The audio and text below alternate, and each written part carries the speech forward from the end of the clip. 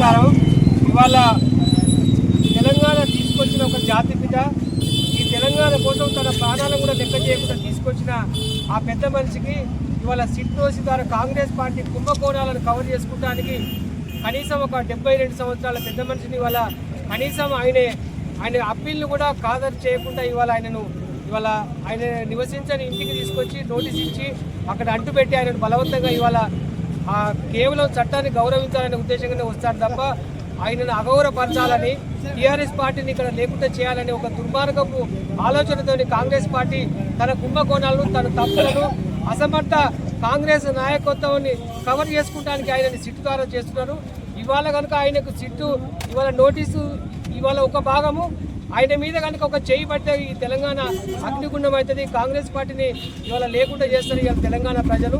ఇవాళ ఒక టీఆర్ఎస్ పార్టీకే సంబంధం కాదని తెలంగాణ ప్రజలకు ఒక ఆరాధ్య దైవం అటువంటి వ్యక్తికి నోటీసులు ఇవ్వడం అంటే ఇది ఆశ్చర్యము. దాదాపు 2.5 సంవత్సరాలు కాంగ్రెస్ ప్రభుత్వం ఇవాళ అధికారంకి వచ్చి 2.5 సంవత్సరాల దగ్గరకు వచ్చింది. కనీసం ఒక్క పని కూడా చెప్పుకోదగ్గ పని ఇవాళ ఆయన చేయలేక చేతగాక కేవలం టీఆర్ఎస్ పార్టీ మీద ఈ 2 సంవత్సరాల నుంచి అనేక రకాలైన తప్పుడు ఆరోపణలు చేసుకుంటా చివరికి సాధ్యం అయితలేదని చెప్పి మొన్న స్థానిక సంస్థలలో కూడా బొర్లబడ్డ కాంగ్రెస్ పార్టీ ఆ పెద్ద మనిషిని బదనాం చేయాలనే ఉద్దేశంగా ఇవాళ ఏదైతే తప్పుడు నిర్ణయం తీసుకొని సిట్టు ద్వారా ఆయన పిలిపిస్తున్నారో ఇవాళ తెలంగాణ ప్రజలు అన్ని గ్రహిస్తూ ఉన్నారు. ఇవాళ కేవలం టీఆర్ఎస్ పార్టీకి సంబంధించిన నాయకుడే కాదు ఆయనే, ఇవాళ తెలంగాణ ప్రజలకే ఒక ఆరాధ్య దైవం వ్యక్తిని ఇవాళ అగౌరవపరుస్తున్నారు.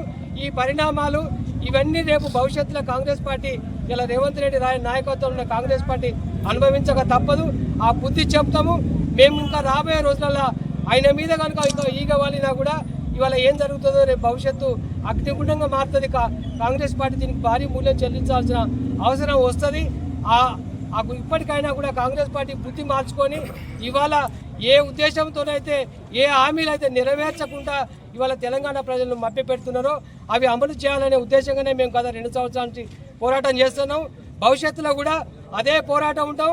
మా నాయకుడిని కాపాడుకుంటానికి ఎంత దూరమైనా ఏ తెలంగాణ కోసం ప్రాణాలు అర్పించిండో ఆయన అర్పించడానికి సిద్ధమై ఇలా తెలంగాణ తీసుకొచ్చిండో ఆయన కోసం మొత్తం టీఆర్ఎస్ పార్టీ తెలంగాణ ప్రజలు కూడా ప్రాణాలను అర్పించి ఆయనను కాపాడుకోవడానికి సిద్ధంగా ఉన్నారని ఇలా కాంగ్రెస్ పార్టీని హెచ్చరిస్తున్నాం. ఇవాళ ప్రారంభమే, ఇంకేమైనా జరిగితే ఏం జరుగుతుందో పరిణామాలు రేపు కాంగ్రెస్ పార్టీ ఇవాళ వాళ్ళే చూస్తారని చెప్పి మేము మీ ద్వారా కాంగ్రెస్ పార్టీకి, కాంగ్రెస్ ప్రభుత్వానికి కనీసం ఇప్పటికైనా కళ్ళు తెరిచి వాస్తవాలకు దగ్గరుండి ప్రజలకు మేలు చేయాలని, కేసీఆర్ను కానీ ముట్టుకోవద్దని చెప్పి నల్లబెల్లి మా మండల పార్టీ తరఫున మేము హెచ్చరిస్తున్నాం. జై కేసీఆర్.